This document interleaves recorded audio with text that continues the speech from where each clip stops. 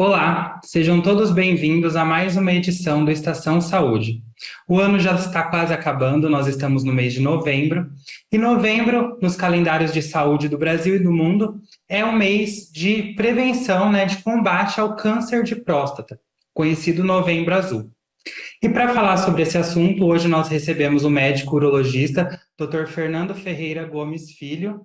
Seja bem-vindo, Dr. Fernando, à TV Câmara. Obrigado por ter aceitado o nosso convite para esse bate-papo de hoje. Primeiramente, eu que agradeço, né, essa oportunidade de falar de um tema tão relevante, ainda mais agora no mês de novembro, o qual estamos falando a respeito do Novembro Azul, esse mês que é dedicado à prevenção do câncer de próstata. Doutor, para começar, antes de falar da doença em si, eu gostaria que você falasse um pouco sobre as ações do Novembro Azul aqui em Botucatu e região, porque a gente ouve muito falar do Outubro Rosa, que é em relação ao câncer de mama. Mas eu queria que você falasse estão essas ações aqui em Botucatu para o mês de novembro. Primeiro, falando um pouquinho a respeito de Novembro Azul, vamos entender de onde surgiu esse movimento. É um movimento, então, da prevenção e conscientização sobre o câncer de próstata. Ele iniciou na Austrália, né, na década de 90, com os homens inicialmente não fazendo bigode no mês de novembro, justamente para lembrar a respeito das doenças masculinas. Por isso que o Novembro Azul muitas vezes vem com o símbolo de um bigode, né? E nada mais é do que um mês de conscientização, aonde os meios de comunicação, como nós estamos fazendo aqui agora, né, os postos de saúde, né, todas as relações à parte de saúde, vão apresentar cartazes, pôsteres, palestras, ou até mesmo levar em consideração o ensinamento sobre a prevenção do câncer de próstata, trazendo então essa doença. Bom, parece ser um movimento muito simples, uma vez que esse movimento pode ser feito por profissionais não médicos, né? O próprio agente de saúde, o próprio familiar pode estar fazendo essa ação do Novembro Azul, lembrando aquela população de risco a respeito da prevenção do câncer de próstata.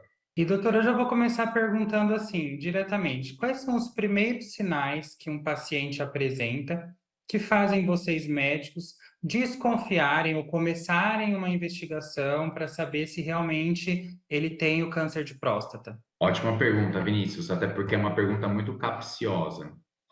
O câncer de próstata, inicialmente, não apresenta sintomas, tá?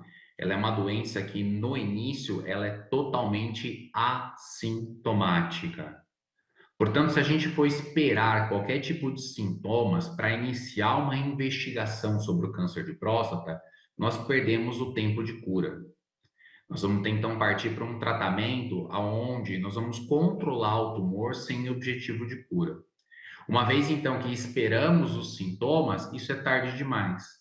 Por isso que vem essa campanha de conscientização do Novembro Azul, aonde preventivamente nós vamos ter que fazer análise de homens totalmente assintomáticos para elencar aqueles que apresentam um risco potencial de câncer de próstata e assim continuar a sua investigação. E como saber quais são aqueles que apresentam esse risco potencial que você comentou? Aí a gente vai entrar quais são os pacientes que devem estar fazendo os exames preventivos para câncer de próstata. Hoje existem várias recomendações, a depender da população que a gente está falando. Então, por exemplo, a recomendação do Brasil muitas vezes é um pouco diferente da recomendação da Europa, que vai ser um pouco diferente da recomendação dos Estados Unidos. Mas como nós estamos falando da população brasileira, hoje a Sociedade Brasileira de Urologia, ela coloca que todo o homem acima de 50 anos de idade deve estar atento aos exames preventivos do câncer de próstata e aquela população de risco acima dos 45 anos de idade. O que caracteriza uma população de risco, né? Os negros, né, por conta da etnia, eles estariam caracterizados como uma população de risco, portanto, devem iniciar os exames preventivos a partir dos 45 anos de idade, e aqueles pacientes que apresentaram um câncer na família em parentes de primeiro grau precocemente. Então, abaixo de 65 anos, eles estariam caracterizados os que tiveram familiares com abaixo de 65 anos com câncer de próstata de primeiro grau, também estariam caracterizados como esses pacientes com fatores de risco que iniciariam os exames preventivos a partir dos 45 anos de idade. E, doutor, você falou muito de exame, né? Existe um exame, digamos assim, polêmico, né? E ainda é alvo de muito preconceito por grande parte dos homens. Explica um pouquinho para a gente sobre esse exame, qual é o exame e a importância dele, quando se deve fazer, né? Se é anual, se é a cada 5 anos, a idade. Para a gente fazer a suspeita do diagnóstico do câncer de próstata, isso é, quais são os exames preventivos, né? Nós estamos falando principalmente de dois grandes exames. Um é o PSA, esse é um exame de análise sanguínea, tá? Então, é um exame de sangue comum. Através dele, a gente vai elencar pacientes possivelmente fatores de risco para câncer de próstata e prosseguir a investigação. E esse exame que você falou um pouco mais polêmico, tá, Vinícius? É o toque da próstata. A próstata é uma glândula sexual e urinária do homem. Ela fica logo abaixo da bexiga e ela abraça a uretra.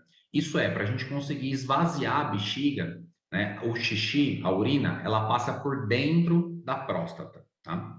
Ela não está correlacionada, ela não é um órgão do intestino, né? Por isso que o urologista não é um médico do intestino. O médico do intestino é o gastrocirurgião e o colon-proctologista. Mas por que então que o urologista ele se lança a mão do intestino para poder fazer esse exame?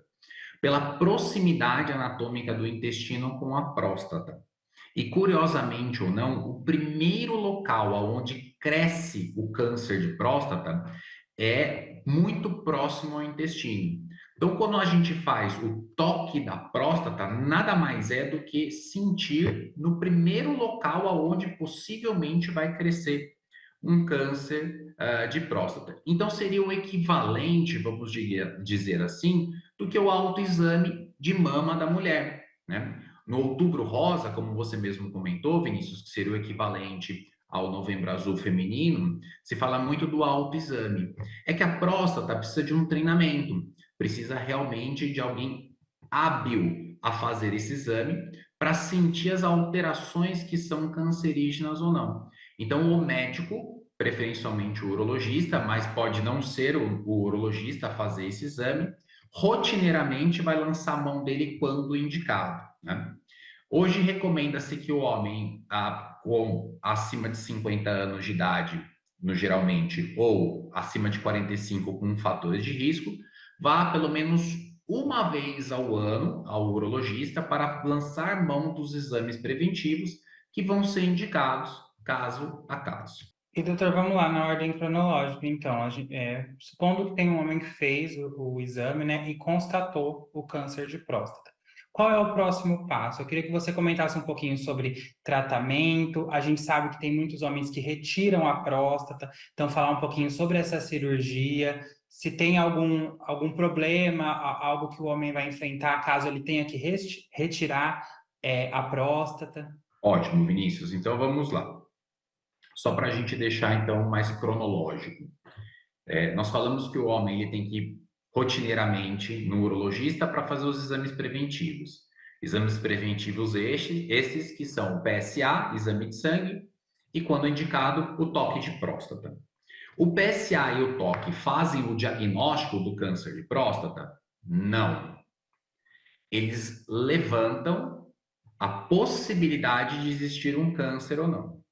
Quem faz o diagnóstico é a biópsia de próstata. Então, os homens com suspeita de câncer de próstata, eles vão ser diagnosticados através de um exame chamado biópsia de próstata. A biópsia de próstata vai tirar pequenos pedacinhos da próstata do paciente, vai entregar para o patologista vai analisar as células da próstata através de microscopia e vai identificar se existem células cancerígenas malignas ali dentro ou não. Perfeito. Uma vez então que fizermos o diagnóstico positivo do câncer de próstata, a gente vai partir para o estadiamento do câncer. Isso é, a gente vai tentar entender em que estadio ele está. Será que é um câncer inicial? Será que é um câncer que já está mais avançado? Ou será que é um câncer que já saiu da região da próstata, que já saiu da região ali dos órgãos próximos da próstata e já está no osso, já está no corpo, espalhado pelo corpo? Porque vai depender desse estadiamento, o tipo de tratamento. Então, o Novembro Azul, ele vem para fazer mais diagnósticos iniciais, quando ainda é possível a cura. Isso é, mais localizados, né? Quando nós temos um câncer localizado, a gente vai partir então com um tratamento curativo. O tratamento curativo para esses cânceres iniciais, ele pode ser tanto cirúrgico quanto radioterápico. Tem nuances que um pode ser melhor em determinada coisa, outro pode ser melhor em determinada alteração, e aí vai ser discutido caso a caso qual que é o melhor tratamento, né, com o urologista para o caso individualizado. Um dos tratamentos com maior chance de cura é o tratamento cirúrgico, e aí entra no questionamento que você me apresentou, Vinícius, né? A cirurgia de próstata para câncer é diferente de outros tipos de cirurgia de próstata. Existem vários tipos de cirurgia de próstata. Isso é interessante para quando a gente está conversando no dia a dia com amigos, alguém fala, eu operei a próstata. Não necessariamente quem operou a próstata foi para câncer, né? Existem outros tipos de cirurgia. Quando no câncer, para o tratamento, a gente precisa retirar totalmente a próstata. E como a gente retira totalmente a próstata, existem complicações decorrentes da retirada da próstata, né? Então a gente troca o tratamento do câncer com uma altíssima possibilidade de cura para algumas complicações decorrentes da retirada da próstata. E onde que a próstata é importante? A próstata é importante para continência, isso é, para a capacidade de segurar o xixi e para a ereção. Isso é, a capacidade de manter o pênis ereto durante uma relação sexual. Então, todo homem que passa por um tratamento de câncer de próstata através da cirurgia, ele vai incorrer com o risco de apresentar uma dificuldade tanto na ereção quanto no segurar o xixi no pós-operatório dele. Entretanto, hoje existem técnicas cirúrgicas extremamente avançadas que permitem que tanto a questão da ereção quanto a incontinência não sejam tão graves. Mas isso também depende do momento do câncer de próstata. Isso é, se nós pegamos um câncer de próstata bem inicial e tratamos ele mesmo com cirurgia, as chances do paciente ter uma incontinência leve ou uma disfunção leve da parte da ereção no pós-operatório são maiores. Agora, se a gente está falando de um câncer que já está mais avançado, mesmo que localizado, mas um pouco mais avançado, a gente vai ter que tirar mais conteúdo ainda. Então, existem maiores chances de uma incontinência urinária um pouco mais moderada e uma dificuldade de ereção um pouco mais moderada. Então é por isso que a gente costuma falar que a pessoa, quando vai muito no banheiro, a gente fala que se ela teve algum problema de próstata, tem alguma coisa a ver?